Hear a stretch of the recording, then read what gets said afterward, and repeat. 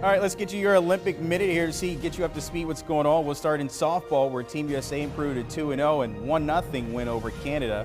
Monica Abbott threw a second straight one-hitter for the Americans with 9 strikeouts. They'll be back in action Saturday against Mexico.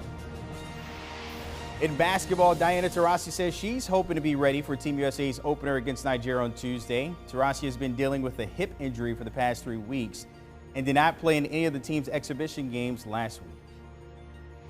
And the draw is out for tennis, where Novak Djokovic is trying to be the first player to win a Golden Slam. That would be all 4 majors, plus an Olympic gold, all in the same year. The tennis competition will get underway Friday night in Tokyo.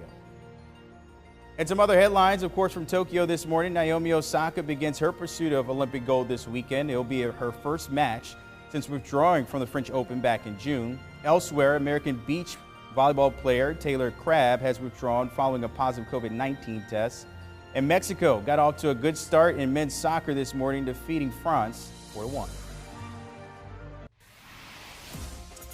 The United States women's soccer team will look to bounce back from a 3-0 loss to Sweden at the opening game of the Summer Olympics.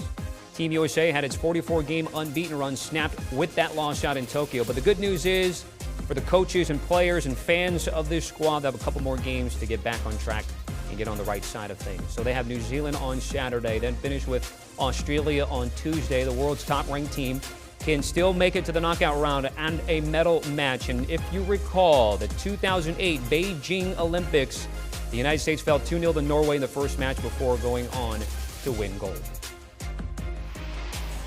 All right, let's welcome in our guys, the host of the Que Golazo podcast, Luis Miguel Echegaray, and the gaffer, Tomas Rongin. Luis, I'll start with you. The women's loss, albeit making some big news and headwaves, but what do you think about this team now moving forward?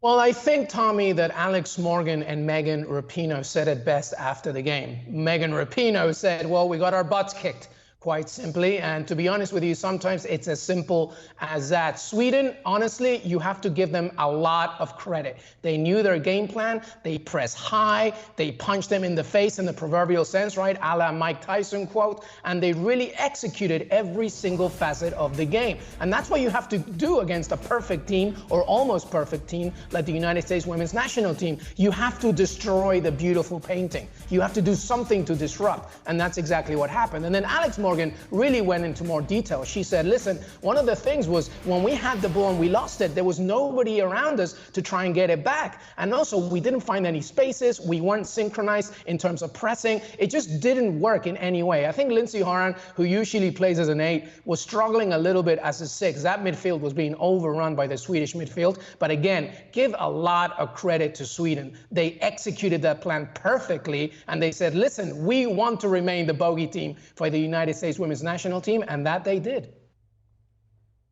Yeah, this was a real wake-up call for his team that, in my opinion, will rebound.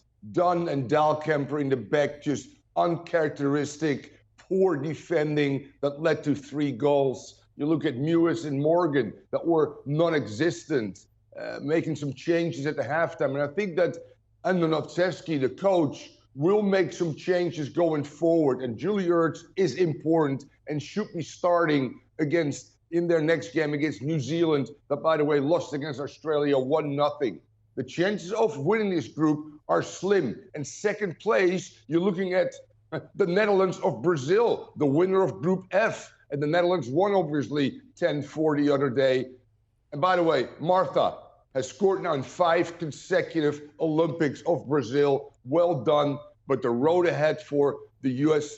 women's national team, I think, will be a good one. Lesson learned. Yeah, you mentioned it, Marta. Brazil 12-1 to win Olympic gold. Sweden moves up to 6-1. And the Americans, which came in as the favorites, still there. The United States, though, plus 100, so even money at William Hill. Do you want a sports network that delivers everything that matters about the game? The highlights, the picks, the instant analysis, no yelling, no fake debates, no politics.